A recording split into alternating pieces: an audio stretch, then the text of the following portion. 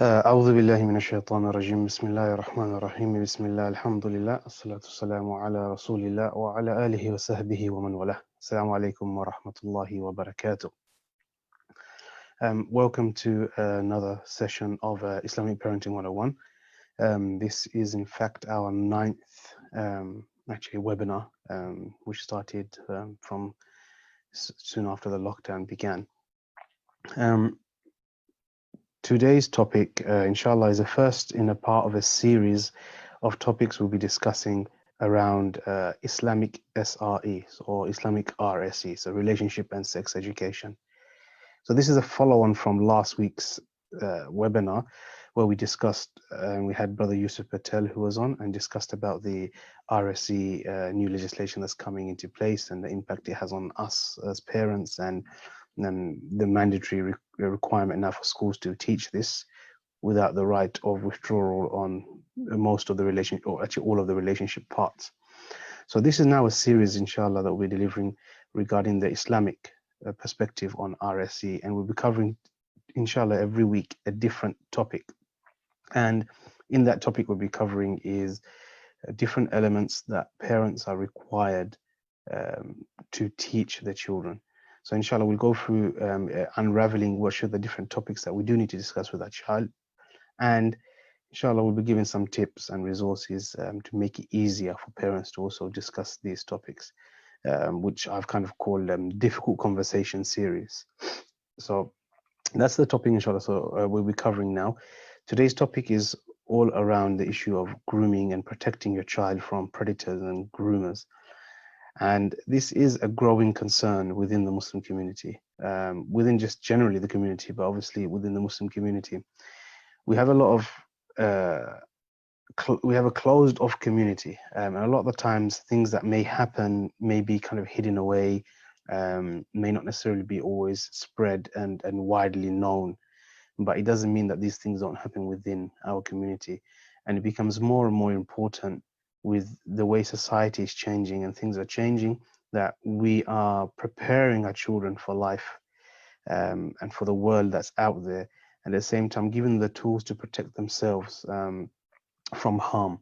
And so this is a very important duty and a responsibility from us as parents that we have to fulfill. And if we don't, then we are effectively failing to teach our children, preparing them for life, and actually in a long term causing them harm. And this is quite a new kind of, maybe a new area, things that, previously parents of old may not necessarily have covered and actually kind of talked through with their children, and are things now we actually have to discuss. And a lot of parents who have contacted and spoken to me have raised this concern of where their child has become susceptible or has been engaging in conversations and talking with other people or strangers, and it raises the alarm bells regarding grooming that it could be taking place and the predators that are out there. So inshallah, this is what we're going to be discussing today. And inshallah, let me just share my screen and then inshallah we'll begin going through the slides and the topics we're going to be covering today. As always, please do use the quick Q&A function, the chat function if you're on Zoom, to ask any questions throughout the webinar, and inshallah at the end we'll take the Q&As. You can also ask if you're on Facebook, on Instagram, but inshallah I'll answer the questions afterwards when the session is over. So before we kind of start off and start discussing about kind of grooming, it's important to understand what is our parental responsibility from an Islamic perspective. And so one of the key responsibilities for us as parents that we have is that we have to provide, or key role of us is basically giving tarbiyah to our children. So tarbiyah, a lot of the times when we've heard this term is, parents have thought this is talking about kind of educating our children. So educating meaning learning, the kind of learning and departing of knowledge. But actually that is what we would call as ta'aleem, the kind of lesson or learning based things. So learning, the reading Quran, this falls more under ta'aleem. And so there's a difference between tarbiyah and ta'aleem. And the definition of tarbiyah, as adapted from Ibn Ashur's Tafsir of Rabbil Alameen, in reference to the child, it's taking your child stage by stage to the ultimate fruition. So fulfilling the potential as Muslims. And that's what it is. You know, there's many words that we hear with the word tarbiyah, things like nurturing is one of the key kind of words. And that's what we're trying to do. Our child, we're taking them through stage and key milestones, stage by stage, preparing them and growing them so they can fulfill their total potential as Muslims and become basically believers, mu'minun. And that's what we want them to become. And this is the key kind of aim of that. And with tarbiyah, there's a key difference. Like I mentioned before, ta'lim is, for example, teaching your child the arkan of salah. So teaching them that we raise a hand, do takbir tahrim, then we do the thana, then we do surah, we teach them Fatiha, how to do ruku, sujood, the tasbih. All of these things are more under ta'lim, the teaching them how to pray. But the kind of nuance and the difference between that and tarbiyah is that with tarbiyah, it's after your child has finished the salah, it's kind of going to them and hugging them and asking them, what did you make dua for when you were in sujood? What did you ask Allah? And that's the kind of key difference. It's actually allowing the salah to grow, for example. So here we're teaching them how to pray, but then the other side is actually allowing that salah to grow, and that love of Allah to grow. And this is the kind of difference in a practical example between ta'aleem and tarbiyah. And one of the key questions we hear is like, how do I get my child to love salah? And Sheikh Salman al-Auda was actually asked this question about how do you get your children to love salah? And his response to that was, get them to love you. That was his answer, get them to love you. Because if your child loves you, then they would love what you do and they will love what you love. And so if you love salah, they will love salah through them loving you. And so tarbiyah is a very relational and emotional exercise between you and your child. And so this is a key important part of tarbiyah. And in the Quran, we know that one of the oft most recited dua regarding parents is رَبِّ ارْحَمْهُمَا كَمَا رَبَّيَانِي صَغِيرًا. And so here it says, and a lot of the times we hear the translation as, oh Allah, have mercy on my parents as they had mercy on me. But the word here isn't repeated. The word mercy isn't necessarily repeated, or rahmah, where it says رَبِّ ارْحَمْهُمَا كَمَا رَبَّيَانِي صَغِيرًا. That because they did Rabbayani to me when I was small. So have mercy on my parents and show rahmah and on my parents because they did Rabbayani to me when I was saghir, when I was small. And so that Rabbayani can be translated as because they gave me tarbiyah. So part of that tarbiyah is obviously showing mercy and love and nurturing. So in fact, the dua when it's been said is actually we're asking Allah, have mercy on my parents because they did tarbiyah to me, because they provided me tarbiyah. And so that's the key thing, that actually if we want to attain the mercy of Allah and the rahmah of Allah, then we need to be fulfilling our role and providing tarbiyah to our children. And that's the kind of the difference between, you can say, tarbiyah and ta'aleem. So this is the key element, that tarbiyah is a key responsibility. And from the dua, we can see it's a key responsibility for us as parents to fulfill. And by doing this, inshallah, we will get the mercy of Allah and be fulfilling our responsibility towards our children. So tarbiyah, if we go into a bit more, we can kind of see so this is what it is. So the whole series we're covering now around Islamic RSE is really about providing that tarbiyah to them. So it's not always just a knowledge-based thing, but really a real-life practical things, emotional exercises and relationship exercises between us and our children. So I'll move on now to a famous hadith that we may have come across to see an example of kind of relationship and sex education, you can say, during the time of the Prophet sallallahu alaihi wasallam. And here is Abu Umama radiallahu anh, he said that a young man came to the Prophet sallallahu alaihi wasallam and said, "O Messenger of Allah, give me permission to commit zina." So straight away, obviously, the Prophet sallallahu alaihi wasallam is around, the Sahabas are around him. And when they had such a request, they turned around and started to rebuke him, saying, "Shh, how could you say something?" Now the Prophet sallallahu alaihi wasallam could have turned around and said, "Astaghfirullah," or turned him away like the other Sahabis did, or telling him to be quiet. But instead, he didn't shy away from this difficult conversation. Rather, he said to this young man, "Come here." So then the young man came to him and sat, and Prophet told him to sit down, and he sat next to him. And look at the wisdom of the Prophet and how he articulated, and how he actually tackled this difficult question. He then said, "Would you like this for your mother?" So this committing of zina, would you like it for your mother? And so then the boy said, no, by Allah, may I be sacrificed for you. So then the Prophet replied, "Nor do people like it for their mothers." And now the Prophet continues on this same kind of trajectory. He says, "Would you like it for your daughters?" He says, "No, by Allah, may I be sacrificed for you." And the Prophet said, "Nor do people like it for their daughters." "Would you like it for your sister?" He said, "No, by Allah, may I be sacrificed for you." He said, "Nor do people like it for their sister." He said, "Would you like it for your paternal aunt?"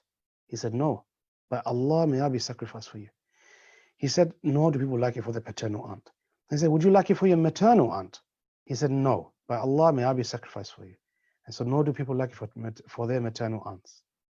And then the Prophet ﷺ placed his hand on this young boy and he says, "Oh Allah, forgive his sin, purify his heart, and guard his chastity."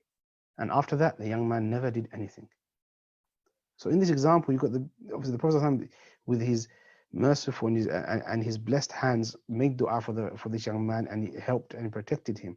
But Prophet went through a process of educating him, of nurturing him, and getting him to understand that while you may have an urge, understand the consequences. And he put perspective to it, and he put context to it. And he did not shy away from this difficult conversation. So likewise, as parents, there's something we can learn from this, that difficult conversations will arise. And there are many difficult conversations that need to be had with our children. But we cannot shy away from these difficult conversations. And we have to find the way and the method to actually tackle them and to help, in order to protect our children, to help them grow, to nurture them. And so this is something that we can take from this hadith. So in today's session, we're looking at grooming. We're talking about the sexual predators of grooming. And there's kind of 4 key areas that inshallah I'll be going through and discussing in regards to the impact of grooming. The first one is in regards to smartphones. The second part will be regarding to social media. The next one is in regards to online gaming. And the third part is regarding the wider education. So inshallah we'll be going through that in today's session and covering these points. So as we go through with the first one, smartphones. And I know I discussed a lot in regards to smartphones when we discussed about screen time before. But inshallah, we'll go into a bit more detail in regards to the smartphones and its role that it's playing in our children's lives, and also the impacts it's having regarding grooming. So with smartphones, the kind of key question that arises is with children, actually there's a statistic, with children, the average age of a child who gets a smartphone today is the age of 10. So at 10 years old, this is the average age. Obviously, we know many children that I'm sure you've come across, and I've come across myself in my children's schools, who are very, very young, 6 years old, 7 years old, who already have a smartphone. And so, you know, we come across this question, and a lot of the parents that I've been engaging with and who have been asking questions and providing support to has had problems all revolving and rotating around smartphones.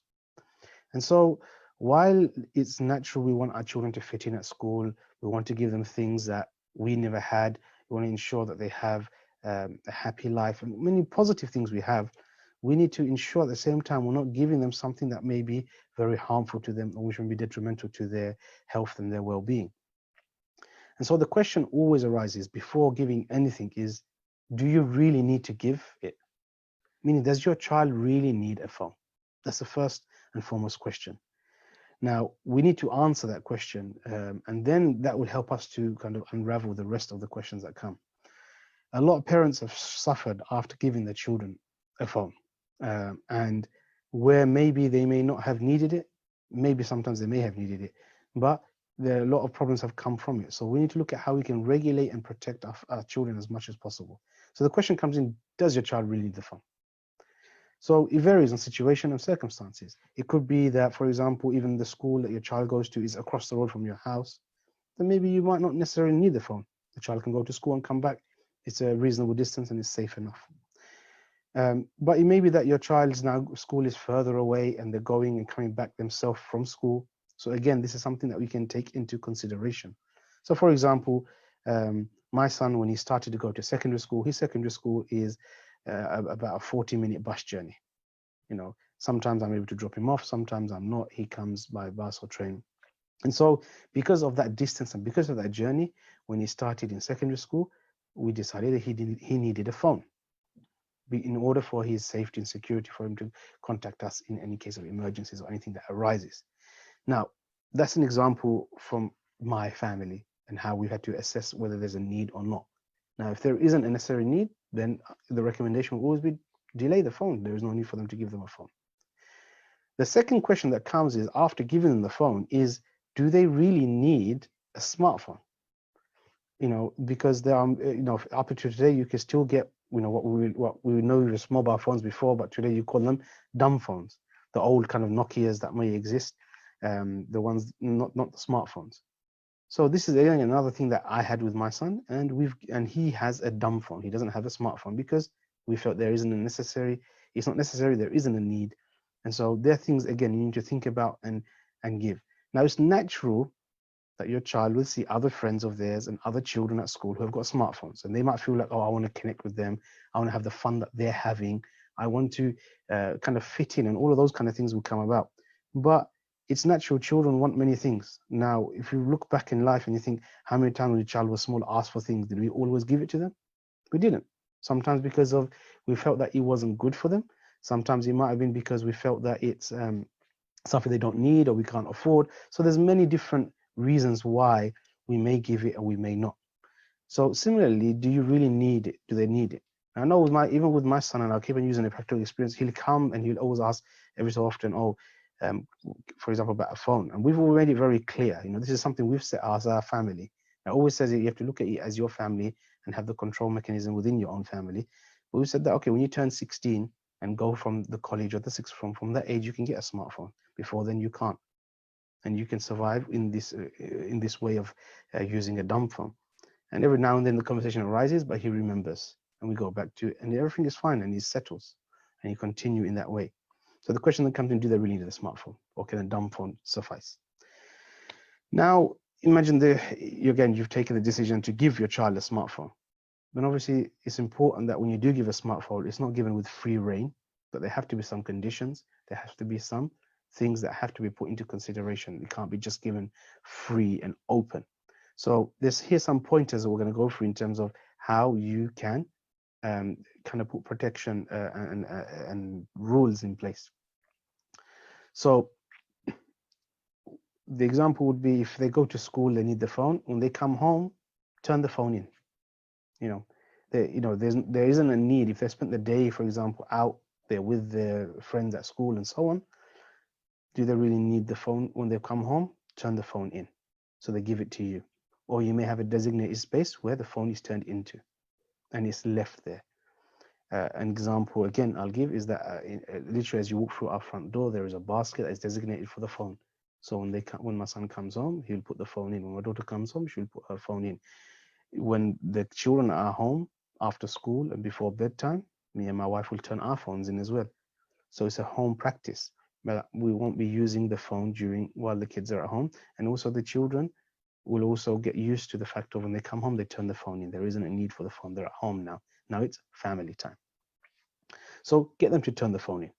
And this is one of the ways of helping protecting from overusage of the smartphone and overexposure to many other things and content that is there. If, for example, you wish to give a bit more leniency with your child in the usage of the phone, maybe a bit more time while it's at home, then have some clear rules that the phone cannot be used within the bedroom.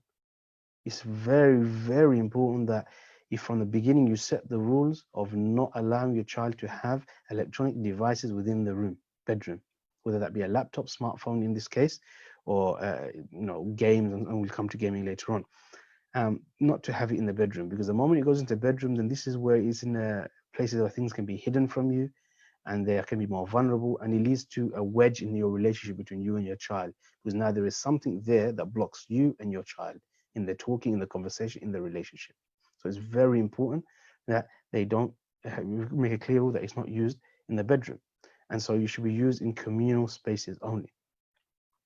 Additionally, if you're giving them a smartphone, then the assumption if they don't have data and then they're using the Wi-Fi at home, then ensure you have filters on your internet, on your broadband, to prevent them from going to certain sites and places which you may have explicit or illicit content, in order to protect them. Again, another thing to protect them from. Also, within the phones, there are many different security settings. I have seen, again, they vary from phone to phone. Sometimes you can have it where you can create a phone and then have another account on the phone, where you can lock some settings, but it's something you can Google, look into, but ensure the security settings are there, maybe to try and help control what your child can access and not access and do. And also ensure that any of the GPS location or tracking systems are off for any usage, that if for any chance that they go on to things that are not appropriate, then you don't want to be having your child being vulnerable and giving up their details of their location and other things. Another key thing, and we're going to discuss social media next, is for your child, if they're under, this is the recommendation I should firmly give, if they're under 16, for no use of social media. And inshallah, we'll discuss social media a bit more in detail next. And thereafter, you can have a few more. It depends on where you kind of fit within the spectrum of giving your child more access or not, is to at least have clear social etiquettes, i.e., at the dinner table, there should be no phones. You can't be sitting at the dinner table and you're scrolling your phone and eating, then it causes a disconnect between family members. Also, for example, clear etiquettes if they're going to visiting family or in other social gatherings, that they can't be stuck to the phone. They have to be interacting with family and other gatherings. So these are very important things to take into, questions to ask and rules to try and put in place in regards to the smartphone, because the smartphone is the gateway to grooming. Obviously, it's a gateway to many things, many things. But in this session, we're obviously specifically talking about predators and grooming. Where do they all lie? They lie behind their smartphones. And they lie behind those apps. They lie behind these gaming applications that are there. This is where they all lie and they lurk. And this is where your child is susceptible and vulnerable. So from the onset, it's important that we try and put the barrier and have the gate firmly shut to protect our child from these predators and from the harms that are out there. And so again, it's very important. Ask those questions. Does your child really need a phone? If they have to have a phone, can a dumb phone suffice? Do they really need a smartphone? If they then do need a smartphone, ensure the rules are in place. Because I cannot stress enough, many parents who have been suffering because, again, they've given the smartphone and then the rules are there, and sometimes the rules haven't been adhered to or kept to, and many other problems have arisen from that. So as we mentioned, again, no use of social media. Now I want to kind of go a bit more into social media and really kind of discuss that a bit more. So social media. Now, what is important to know is the impact that it has on the child.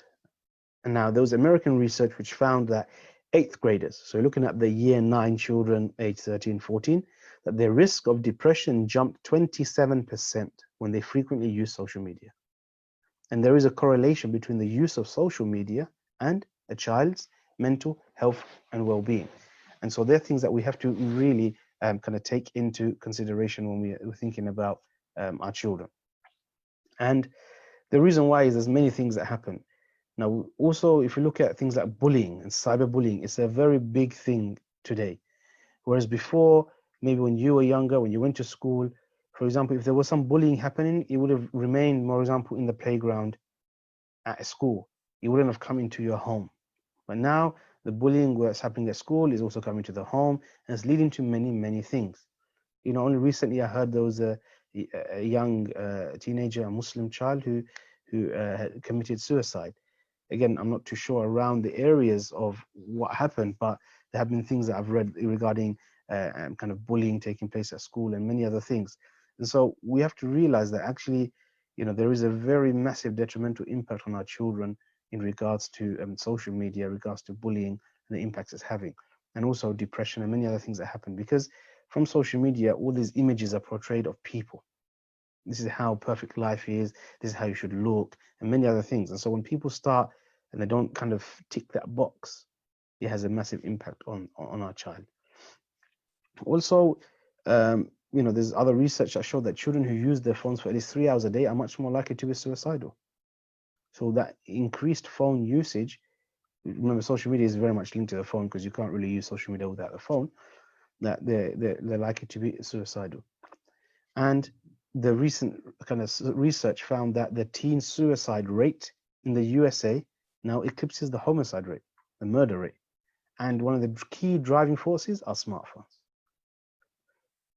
And so we have to realize the massive impact that actually this social media is having. And we know it's through the social media where our children now become more susceptible, more open, and more vulnerable to abuse and many risks. And what happens through social media is that our children, they are not learning the soft skills that we have all learnt. For example, understanding body language, understanding facial expressions even. These are soft skills that we learn over time through human interaction. Because social media has shifted a lot of this interaction in the digital world through messaging and these kind of things, that actually the children are not learning these soft skills. And as I discussed before in the webinar regarding screen time, that in the world of school, which is in Silicon Valley, the most sought after school there, and where all the tech giant companies are there and who send their children to world of school, that they don't use any technology. And in fact, instead of teaching the children to code, they focus on soft skills, because these are things that are being lost in our new generation of children that are growing up. Also, children are not learning social skills. So knowing social etiquettes, knowing how to interact with one another, and even in speech and language and writing, many impacts that are happening due to social media. And clearly, obviously, the key concern here regarding grooming is that social media opens the door to explicit underage content and grooming. And this is our kind of focus of today's webinar. And it's important to know that every day new and new apps are coming out that are exposing our children, and that our children can be accessing if gone unregulated. Now here is something I'm sure many parents have come across before. You said 15, there's 21 here. This is something that's produced by the sheriff's kind of department office. And it says it's 21 apps that parents should know about. Now, I'm not going to go through all the apps, but I'll pick out a few to understand. And one thing we should be very clear is that I think all of these apps, a lot of these apps that are social media apps, that the minimum age that they usually say is from about 13 that children can use it. But I'm sure so there's a question to be asked that, okay, is your child underage? Are they using it under 13 and they're using it? And some of them, even though they say 13, realistically, they shouldn't be used anyway, or they should be used at a later age when your child is of a bit more understanding. For example, WhatsApp is actually an app that is restricted, that you're only supposed to be allowed to use it from 16. But I know nearly all children who do have a smartphone, they all have WhatsApp. And so you can see that there are differences, but a lot of them is from at least age of 13. So if you've got a primary school child who is now using these apps, then we need to really look at it. There is a reason why there's a certain age has been put there, but even then that can be questionable. It should be higher, in my opinion.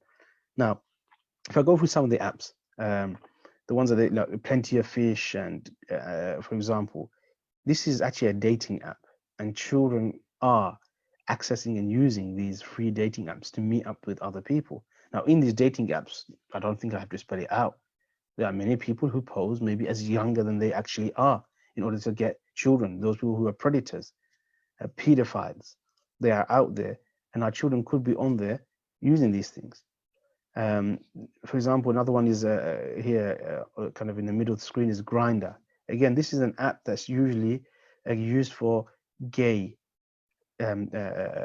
people. And again, there are many children who are using that. It was only the other day that I came across many things of, and again, parents may not necessarily be aware, but I came across an image, I think, of, again, a young Muslim girl who is now talking about or wanting to come out openly saying that she is gay. And actually, this is also another issue within our community regarding, are parents aware of their children, of the things that they're going through, and actually coming out in regards to issues regarding sexuality, and are these things actually being supported and addressed? Because what's happening is we kind of have a we close our eyes and thinking that our children are okay, but in fact they may be going through many things. And one of the key issues that are happening is in regards to basically homosexuality and children being exposed to that. And we kind of discussed this obviously last week in regards to this is a concern, because this is obviously something, a value which is very much against our religion. And so again, something to think about and know. For example, another one that's a very big craze, and personally I cannot stand this app, is TikTok. Now, young children are using it, but TikTok is a dangerous app because its default setting when it's used, and remember, it should only be used from actually 13, but I know children who are using younger, that it actually from its initial onset, it's open, it's public, it's got location data and tracking and all of those things that are on the actual site. So the moment somebody starts using TikTok, unless they actually change the settings, all of these are set. So a person could be filming their area, their house, their front door, putting it on TikTok. The location data will show exactly where they are. And now that's it, you've opened up the door and it's much more easier to actually find this individual. Now, TikTok also creates all this craze, and again, things that are not necessarily in line with Muslim and Islamic values. These dancing videos and these music videos and many other things that are on there is actually a very kind of, it's a not a good app, and it should not be used by children. And realistically, I don't think it's of any value or any benefit. So it's something, again, to be very much wary of. Again, Snapchat's been around for a long time now, and it's kind of, again, depends on where they are. But Snapchat was initially designed for these kind of things where you can send disappearing messages, secret messages, deletes chats automatically. So people can be sending pictures and things like this explicitly online, and people messages and they can be deleted automatically. Um, Kick is another one, again, which is a very open platform that allows anybody to go in there. You don't need any kind of actual real credentials. So you could be a fake email address, fake date of birth, and that's it, you're in. It's very easy to get into. And once you're in, you can again access into many chat rooms and speak to many strangers. And a lot of predators do lie within there. And then you've got a couple of others like this calculator one and the best secret folder. And again, they're very dangerous apps, because if you open up the phone, it will look like it's a calculator, and it actually functions like a calculator. But if the right code is put in the calculator and the right kind of digits are put in, then it opens up into this secret folder where secret images and files and everything can be stored. And they're stored there in order to hide away from parents. So if a parent now gets a phone, they look for it, or just like a calculator, it looks harmless. And actually, if you use it, it actually works. But then if you write in the right code, it opens up a whole secret folder. So you won't be able to see these images, messages, and other things in there that it could be stored and saved.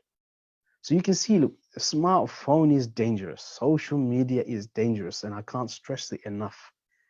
And the most turbulent years, these teenage years, our children should not be having access to all of these freedoms and all of this unregulated space. And they're not really ready yet. They haven't matured enough to be sensible and reasonable enough. Peer pressure has a massive impact on our child. And so really using these kind of things are very harmful. And you can see that the moment you bring in a smartphone, you open up many doors. A child can be smart enough, and like I said, they can get an app, they can use an app, they can uninstall it before you even see it. And because of all of these functions that can happen, a lot of running around can happen. And then what ends up happening is you're chasing after your child, and it can lead to a lot of harms. So where possible before that, you try and stop it. There is a, there's a question that came, I can see, but I'll address that later. It says about Fortnite. Inshallah, we'll discuss that on gaming, inshallah, on the session. So again, here are some apps. I can share this again in the parenting WhatsApp groups. So you've got a reference point of this as well, in the slides will be shared later. But again, it's very important. And like I said, this isn't limited. There's many new apps that come about that allow children to be able to speak to strangers and very much engage with strangers. And this is something very dangerous. And a lot of predators lie behind these apps, and they're waiting for our children. So we'll move on to the next part, which is regarding online gaming. So online gaming, before we used to kind of think, especially for example, when I was growing up, the dangers were outside of the home. The dangers were on the streets. The predators, were hiding in the bushes, in the parks, waiting to snatch children. But this is no longer the case anymore. In fact, now we're thinking, oh, and the parents started to shift and bring their children home in order to protect them or be within the home, a place where you can be seen and protected from all of these harms. Yet they don't realize your child is actually now within the comfort of his own bedroom or her bedroom, more at risk than they were when they are out on the streets. And so this is a very important thing that we need to kind of think about and get correct in our mind. So the first thing is that we need to look at how we can safeguard our children from gaming. So, it very much so is important. I feel that, there isn't, if gaming is done right, it can be a good recreational activity for children. But it has to be done right within the correct guidelines and having the right rules in place. And if the rules are adhered to, then inshallah, children can benefit from all of this. So first and foremost, if your child does have a console, or they are getting a console, whether it's a PlayStation or a Xbox or a Nintendo Switch and many other devices that can be used, it's important that you check the settings of the console, that you don't just allow it. So when they are playing these games, to ensure that the console settings are there, and there's many settings that can be set that prevent um, any random people from messaging, because via PlayStation Network, people can message directly via PlayStation, or for example, via Xbox, and also via certain games. So ensure the settings are there. It prevents random people from messaging, and also from adding them as a friend online. And they're very important. Check the settings that are there. Also, it's important, as your child does play, maybe with friends who are maybe added or that are there, that you check actually who are the friends, who are the contacts, do they actually know them, have they met them before, are they actually, friends? Because a lot of the time a child might be just adding people, and then not, you don't know actually, and you've not been regulating it, and there's actually dangers that are there. Also, an important thing is to actually check the age of the games that are being played, because again, a lot of games do have a higher age range, and this is a different discussion in regards to explicit content or violent content. That's the reason why a lot of the age rating is set. But also, the age rating can be an indicator of the kind of people that might be playing the game. That means older people will be playing the game, not just children. So if there's a game that's an 18 plus, that means adults are playing this game. That means, it's not all the time a child's game, but sometimes, again, children's game, adults can be going in, especially those who are predators. So that can also be a gauge. So check the age of the game, and is it something that's actually okay for your child to be playing? And it's important then, at the same time, you also educate your child about online safety, about gaming safety. And there's many resources that are online that you can access. And here it's important you teach your children and you tell them that, look, whenever you're online, you should always ensure you never share any personal information. If for any reason somehow they've got it, so they should know that you should never ever share anything online, whether it's with your friends or somebody you know or you don't know. You never share any personal information, i.e., your location, your home address, your school, phone numbers, and whatnot. So no personal information should ever be shared. So obviously we're going through the settings. So if by any, so it's important that they know, just by, if by any chance they go into a conversation with a stranger, even though they know they're not supposed to, that they're aware of things that they should be doing and not doing. Another thing is important is that while they're playing the games, not to try, where possible, not to allow them to use headphones.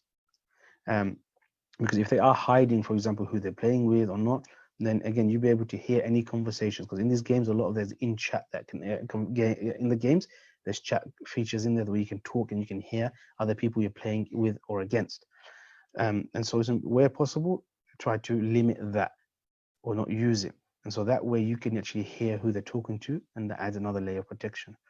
Another key thing, as I related before, with regards to children and technical devices or electronic devices within the bedroom, is do not allow your child to use these gaming devices within the bedroom.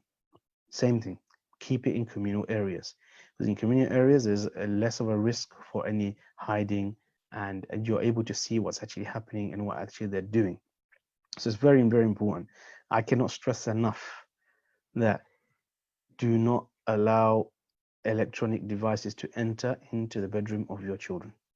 Even if you're overcrowded, if there's a small space, find a way and create space within communal areas, in the living rooms. You know, if you want to make it even more secure, and I know somebody did suggested before, don't get laptops, get desktop computers so they can't move it. It has to be physically kept in one place. So again, that's something that you can definitely look at and see how you can deal with that. But it's very important we don't do that. Now, a question came in, like for example, somebody said, "What do you think?" A question came, what do you think of Fortnite?" That I can see. Again, that's a game that is a very popular game. So it's very again important that you look at the age of the game and do you feel as a parent it is appropriate for your child to play, yes or no, based on the game and the content. Thereafter, the game itself, there are many settings you can set to help restrict it, so a child can play at the same time, not be open for abuse. Now, those settings can be you ensure that whenever they play, they're only playing with their friends. That it's only they can only get into any games or rooms with their friends. They can have sometimes you can get rooms where it says 100 players come in. You don't know who they are. You can have the settings where it prevents anybody who's a stranger in that game from messaging your child, and also you can switch off the audio so they don't listen as well, or you can't hear what they're saying. So there are actually many settings you can do to help stop that and protect that, so your child can still play the game but be safe at the same time. So again, the things that you need to um, think about. Um, Let me just quickly look at some of the questions and see if there's anything.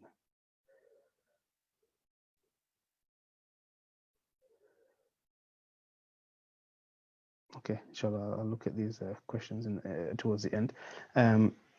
And so this is a very important thing. So we're looking at with the smartphones, try and prevent and avoid, again, the smartphones, your children from having access to them. They don't, if they need a phone, try to see if the dumb phone is sufficient. Thereafter, if not, then ensure the rules are there and you adhere to them religiously, very much. Then again, ensuring social media is not accessed. And then on the gaming, well, they can play in a gaming in a safe and secure way. And so now we'll move on to the next part, inshallah, which is in regards to education. And this is an important thing that we need to kind of educate and teach our children, which is in regards to teaching our children how and when to say no. And this is an important part of the tarbiyah, that as a responsibility we have as a parent to provide to our children, how and when to say no. So there are a few things that go on, and this is in regards to some bits we kind of addressed last week, but go into in a bit more detail.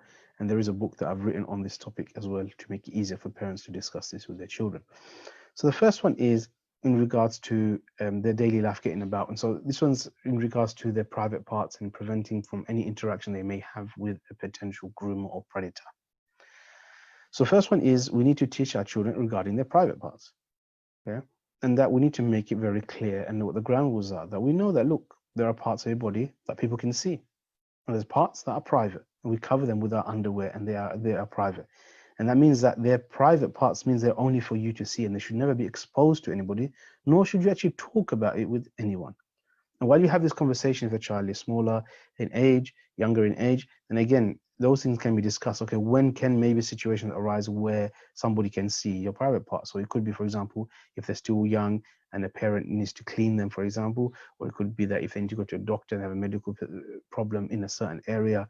But other than that, the circumstances are, the general rule is no, you don't expose your private parts to anyone, nor do you need to talk to about it to anyone. The other part that we need to teach our children is about saying no, the word no, which means that we need to support the decision to say no. So sometimes our child, for example, relatives may come to our house, and then the expectation is our children go and they hug and they kiss this relative. Now, a child might say no. So sometimes we need to actually support them in their saying of no, that actually sometimes it's fine. They might not want to kiss, hug them. They can give them a high five and give them a handshake or other alternatives. And that they should also make it clear that that nobody should be touching or kissing or anything like that in their private areas as well. And so this is a two-part. One is educating that obviously down below nothing should happen, but at the same time that while they sometimes want to say no, support them in saying no. Now, there's a bit more to that, because it could be the case that there's a relative coming in and your child is actually, or you just say it happens as a family, extended family that's there, and there might be somebody there that might be harming your child, maybe abusing your child, and your child now is refusing to maybe hug or kiss them, and that could be a sign of, actually, hang on a minute, there's something maybe not right here. Maybe your child is feeling uncomfortable for a reason, and it's a cause of concern and reason to investigate. So sometimes we keep on forcing our children, and I know of many cases where there have been people who have abused children within, and they come from within the family, and parents have continued to push and force the children to sit with them, sit next to them, to hug them, to kiss them, and actually pushing the child further and further into the hands of the predator. And so it's really important that we allow them and give them that confidence that sometimes they might not feel comfortable, that they can do alternative things and they don't have to always say yes to something. And so supporting them in saying no. Another concept to discuss is in regards to a safety network. That it's really, really important that we teach our children that if anything comes in relation to your private parts, your body parts, that you should identify. So a child, before a situation arises, should be aware and know that a situation may arise. Who do I go and tell? And what we call it the safety network. And the safety network should be, as a minimum, the way you do it is an easy way and say, look, for each finger on your hand, you need to identify a trusted adult that you can go to and speak to about it. So mom and dad could be, for example, one. And there may be, for example, a grandparent, could be an auntie and uncle. Yeah. There could also be, for example, a trusted teacher that they know. It could be a doctor, it could be a neighbor. So you explore, your child explore, and obviously they check with you, who are these trusted adults? So then they're aware in their mind that, oh, I know these are the different adults that I have in my safety network. So if anything does and should arise, I know who to go to if I can't find mom and dad, if I'm in a situation mom and dad aren't there, or if I'm in a situation where one or two or three members of my safety network aren't there. It's really important that they can also go to them, approach them and talk to them about anything. And that's what you want to create. You foster that, and that helps. Another part is in regards to no secrets. And this is a very important part, that we teach them that if somebody makes them feel uncomfortable, and your natural body feelings give you that, and then they tell you keep it a secret, you should never ever oblige. Yeah? And you should tell your safety network. And that we can teach them that actually there are some, you can teach them that some secrets may be nice secrets. You can give an example. For example, if somebody is holding a surprise, I don't know, party, or they bought somebody a present and it's a surprise and they want to give it to them, and this is a secret, which is a temporary secret, but the person's going to find out. Yeah. And you can call them that, okay, these are like safe secrets. And then every other secret isn't really an acceptable secret. And so we should have a policy between parents and between the safety network. There's no secrets that we share. We talk to each other, and we encourage and we foster that kind of interaction with our children. Another part that we need to teach our children is to recognize bad touch. Yeah. So a touch, somebody where they touch them somewhere where they feel uncomfortable. And we're talking about the private parts. And should be very clear that, okay, that a child is able to identify it. Because if they don't identify, they might think it's very much normal for somebody to touch them on the bum or to touch them somewhere else. And so it's really important that we teach them to identify what is bad touch. What's a good touch? It could be, okay, somebody gives you a hug, somebody taps you on the head or the shoulder. But other times it can be when we're discussing it, there's certain areas of your private parts where it's not acceptable. And so children need to know that. And the last part of all of this is that we should always remember we make dua to Allah to protect them. There are many du'as for protecting our children, and we should always do that to protect them and to safeguard them and prevent them from any harm.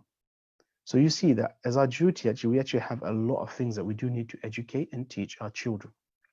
Now the question also comes in, okay, what age do we do this from? A question then comes in, okay, how do we do it as well? So inshallah, this is one of the books here, as I showed last week. This is a book that I wrote. It's a short rhyming book, and it's actually designed for children 3+. Yeah, so the ideal age range is between 3 and 7, 3 and 8. Yeah, this is the age range, and it actually goes through in a nice rhyming way where it talks about private parts. It talks about the safety network. It talks about bad touch. It talks about no secrets. So it actually covers all the points we've discussed before. So from the age of a young age, You can help to educate your children, and it's covered in a nice way, which is without exposing anything, without naming any sexual body parts, but it's in a nice and a safe way to discuss with your children. And so this is something that you can purchase. It's on Amazon. If you just type in "My Body Is Mine," again, and I'll share the link in the group, it will come out. There is another book that's written. It's due to come out within the next 2 weeks. And again, it will be available on Amazon, and I'll share that, inshallah. And that book is actually a bit more detailed book. It's an interactive book, and it's for children aged 10 plus. And that one covers a bit more. Again, it covers the similar topics, but a bit more detail. But also, it gives scenarios of what your child may face as they go into the teenage years, tweens and teens, or they may face, and how they can overcome them. And it covers the issues of regarding, obviously, the private parts. So talking about that safeguarding element. It also discusses the issue regarding pornography, and it also discusses the issue regarding sexting, the sharing of images, of sexual images or nude images of oneself, and moving around. And again, it's discussed in a nice, safe way. It's a very difficult topic to discuss. I know many parents struggle with that, but it's a good way, inshallah, where you can discuss it with your child. So literally, these books aren't really, you buy a book and your child just reads. This is a book you sit with your child and you read with them. And similarly, the next book, which I will share very soon, within the next 2 weeks, will be published, inshallah. And then that one will be able to discuss these very difficult topics of pornography, of sexting, of basically interaction on safeguarding as well, inshallah. And inshallah, this is part of a series of books, and there'll be some more coming up. And this is the first part of a series which will be called the Difficult Conversation series. And the next one is adding on to that. And then inshallah, there'll be many other books that we'll be covering, all related to the relationship and sex education, which I'll call Difficult Conversations, and allowing an easy way for parents to actually discuss these topics, and giving you the resources, inshallah, to be able to discuss these difficult conversations with your children, inshallah. So now I'll open it up for the question and answers. So I'll just take a couple of questions I've seen in front of me, and then inshallah we can take on the questions regarding this.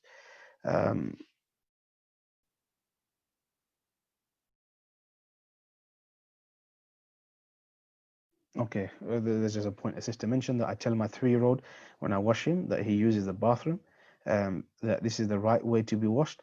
Anything else is wrong, and he needs to tell me. So again, a lot of the times we can use a natural situation. We might be giving a wash to a younger child and discussing, okay, right down in the private parts. We might be doing different things and using those scenarios to have that discussion with our children.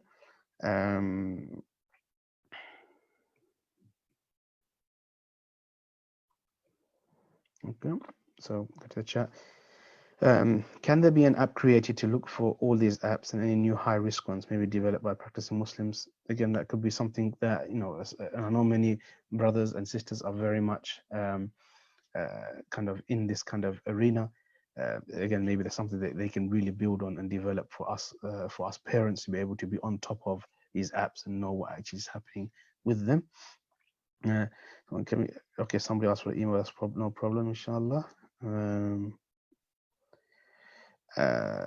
Any suggestions on age for gaming? What you play the game with the child to assess the game's related features? Okay. Again, gaming, it varies. Look at the age of the game. Look at the age of the game and check reviews, and that's the best way to do it. Check the reviews, understand what other explicit content that's there.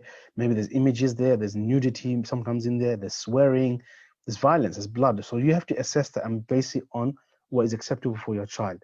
And sometimes an age is given, and even then you may not feel it's acceptable.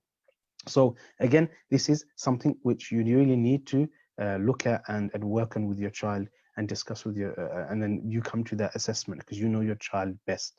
And so again, each game varies. And then when you do allow the game, remember, ensure you look at the settings and the game and the security and the safety settings that are there to protect your children. What's the name of the 10-year-old book? Okay, the name is just, I've got a temporary name, but it may change. So inshallah, like I said, I hope you are part of the WhatsApp groups, because in there the book will be shared within a couple of weeks, inshallah. So if you're in part of the mothers WhatsApp group, which is bit.ly/mothers101g2, and the fathers one is fathers101. Bit.ly fathers101, and in there, inshallah, everything is shared, and so you'll be able to get access to that. Okay, so regarding gaming, do you have any tips on dealing with anger and aggression when children are told to get off their devices? So with the issue regarding children coming off their devices, sometimes they can get so much into a game that they really lose touch and they can become very aggressive and angry. So what is really important is before any usage of the game that clear rules are set. So if they are playing a game, again, we discuss this in kind of managing screen time, set times and say, okay, fine, you're allowed to play on this game console, whatever it may be, between 11 and 12, for example. Yeah. So this is what you can play every day between this time. Yeah. And you have to be kind of getting off and using the game in that time. And it's agreed and known. So before they start the game, they're aware that they're on a time limit. Yeah. Number two is as that time limit approaches, give them warnings. If at, for example, 11 to 12, at 12 o'clock comes and suddenly at 12 o'clock you're telling them, okay, you have to get off now. They might be middle of a game, they might not have finished it. And again, you can wind them up. So you give them some notice. So 10 minutes before, say, you've got 10 minutes left, so you need to be finishing up your game. So you're giving them what do you call it? Heads up to know that, they're able to the time is coming up, and those things actually help to facilitate and manage their anger and manage their expectations, and so they become really important mechanism to do that. Another question is, okay, I'm not too sure what refers to. So what is the age range of the children you are talking about? um, I'm not too sure what your question is actually referring to, so you have to be a bit more specific. When I'm talking about children here, we're talking about the whole range. So some of the children we're talking about from a young age, and some of them we're talking from a older kind of range. But there's many things that can be applied in between, inshallah. So with the gaming, again, you're looking at each game has got an age range, so you can work on that. I've talked about the smartphones; they really shouldn't be used. And if I give you the example that I've done, is my children very clear. They've got when they're going to secondary school, because the secondary school is actually a far distance away, and not all the time I'm picking them up or dropping them off. So they do have a phone. They have a dumb phone, and that's it. And they won't have a smartphone until they're 16 in sixth form of college. Um, then that they will then when they do come home, they turn in the phones, and we manage it all like that. They're not going to be using social media until they're 16 plus. And so these are the things that we've put into place. And children, they get accustomed to it when they know this is the family norm and this is what the expectation is. And it's important not just to say no, but to tell them also when. So they know that, okay, there's this end point, things will change. And by that age, they grow, they develop, and they learn, and they're able to actually be a bit more sensible in managing and dealing with that, inshallah. Um, I think that's all the questions. I don't know if there's any more questions anybody else has. Um, inshallah. If not, then we will look to conclude it. So it's very important again. There are many resources that are out there online that you can look at in terms of online safety. It's important that we do get clued up and read up on this, and then we discuss it with our children. This lockdown may give us a good opportunity to be able to discuss this with our children while they're at home. On top of that, it's a very important opportunity because they're also probably online a lot more than they would have been previously. And so we need to make use of that and ensure that our children are being safe. So while they might not be out on the streets, they're very much at home, it could be very much at risk. So really do look at this issue and help, and the best way to safeguard it. Now, you may be a parent who's already given your child, for example, a smartphone, or for example, you're giving them the gaming, unrestricted access, and all of those things. It doesn't mean it can't be regulated. But what does need to happen is if you've already given it to your child, that means you need to have a meeting, a discussion with your child and come to regulate these. And so these are very important things that we need to look at, that you discuss with them and come to a mutually agreed point and saying, okay, fine, this is how we're going to do things, this is how we're going to regulate, these are the things we're going to do. So now, although you might have had access to it, and when you do try and create new change, don't try and make a drastic change, do a step-by-step incremental change. Let your child to adjust to it as well. So they're also very important. Otherwise, your child may then kind of end up rejecting what you're trying to do and then start rebelling as well. So it's very much an important thing that you need to do. There's a question somebody asked, I think that's on Instagram, though, is when do you go live. As most people know now, we've had different times. We used to be on Sundays. Now we're on every Tuesdays at 8 p.m. inshallah, and this is only during the lockdown.